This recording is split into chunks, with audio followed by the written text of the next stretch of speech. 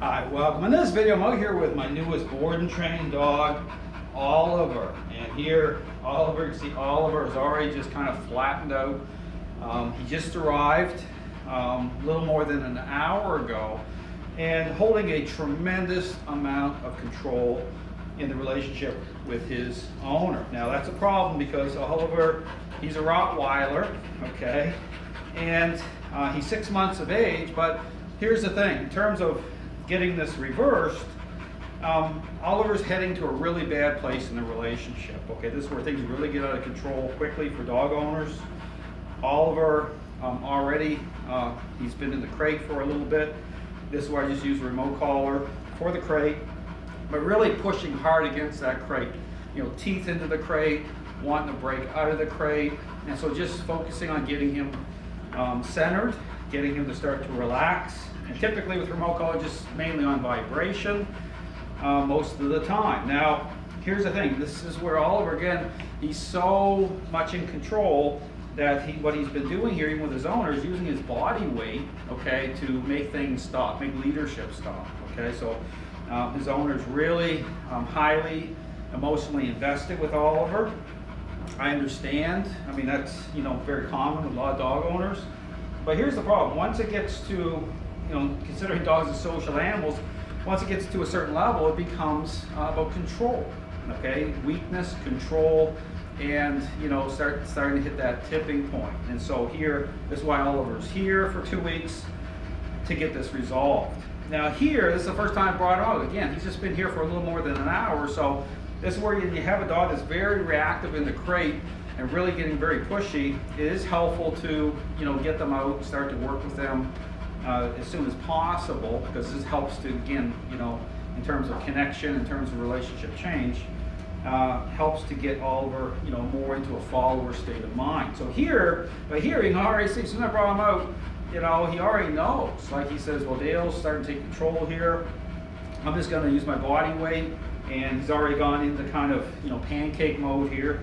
And so what I'm going to be doing here, again, I have put the choke chain on him to get him kind of used to, you know, getting him used to it.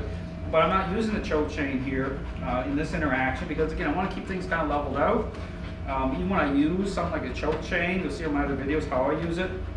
It is about being proactive, not getting into jerking and cranking on dogs. That's not what this is about. It's about establishing a relationship the right way, being proactive. But here I'm going to be using the standard collar, okay, to begin to get Oliver to become more agreeable, okay, to leadership, and starting to get him to release stress, starting to take stress off of him, okay, in a big way. That's the positive. So the focus here isn't on bribing Oliver, using treats. You want to stay away from all of that. Because Oliver already senses, hey, you know what, something's different here. My owner left, and Dale's starting to take control of me. But the good news is he hasn't tried to bite me or become aggressive that way, so I don't have a muzzle on him. So here, but here I'm going to see me start to interact. Okay, I want to start to get him to move forward, okay, by way of leadership, by way of influence. So this is where, again, I'm going to be using the leash. You're going to see me locking in. But here's how the kind of method works. Okay, if you ever seen the tug of war team, okay, you know, two teams engaged in tug of war, you'll see one team, as they start to gain momentum, start to buckle. Okay, you'll see the front guy start to wobble, and then the whole team starts to collapse. So that's kind of the principle here in terms of the role of influence, okay, being in the dog's head the right way. So here, as I'm doing the methods, as I'm interacting, I'm bringing this dog's state of mind to a point of collapse. Okay, therefore I'm not trying to overly assert or use physical force that way, because again, you don't want to create challenge if it can be avoided. You don't want to create high conflict, especially with some dogs, okay, even though, you know, they're holding a lot of control. And this is where you have to be careful with some dogs, because even though I might be doing anything very reasonable, I can still get bitten based again on the level of control that dog's holding. So you see me sometimes using muzzles with dogs, but everything's a means to an end. So it's always about getting to a place where all the tools go away, commands come online. This is where during the 2-week board and train process, you'll see me start to use commands once Oliver's perceptions have changed the right way. But here, okay, it's the start point. So I'm going to start to move, okay, with Oliver. Now he's rolling, Okay, now he's like rolling on the side. Now here, I start doing that. Very interesting, because right here, as soon as I start to move the leash this way, okay, he knows the intent. Okay, just how I'm pulling on the leash, you know, influence is coming through the collar. You know, it starts to become very uncomfortable for him. But understand, he has a choice. Okay, he knows I want him to move forward. He's just refusing to do it because it's like a selfish child, right? He's saying, I can use my body weight because it's worked in the past. And so I'm going to try to really, you know, I want to be in control. It's got to this level where he's trying to use everything to his advantage to make it stop. Okay, but notice here, I'm locked in though. I'm just locked in. This is where I talk about, you know, breaking the dog's mind down in a good way, okay? Because understand, once I start to get Oliver agreeable, okay, to the method, okay, the stress will start to come off him. But someone has to take that role. So here, you know, he's starting, right? Starting, you know, he's just saying, I'm going to give him. But this is the thing about thinking a certain way. Okay, I have a certain way of thinking. My parenting style, I'm already committed to it. And so I'm going to engage, right? So he's crawling now. He's just saying, I'm going to crawl. But now I'm going to start to assert influence to get him to come up. So I'm going to change the angle here a little bit because I do want him to sit.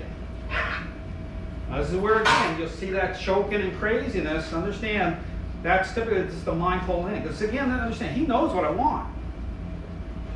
So moving forward here.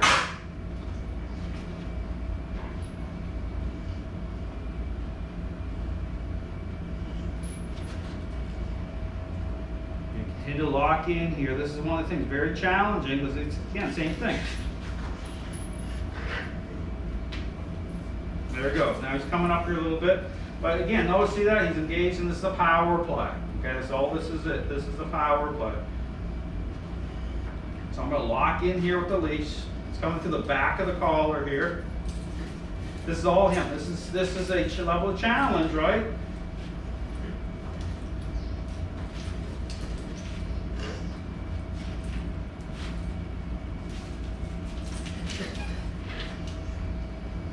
So I'm going to lock him. It's locked in here.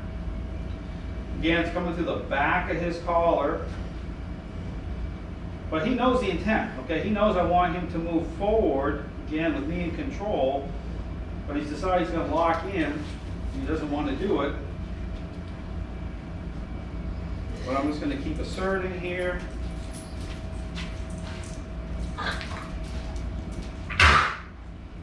So yeah, definitely going to go through some trial here for him.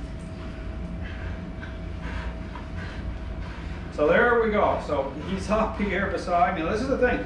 We get that type of choking, that craziness that's going on. This is where, again, he's had the body harness, okay? Switching over, his owner switching over to a body harness because he's so reactive to being brought under control, influence, okay? He's going into this level of this type of mind's pulling, that choke and the crazy. Now, here's the thing. If that's happening, which it is, okay, I'm going to hang a little longer. Like right now, I'm not trying to move forward again, okay?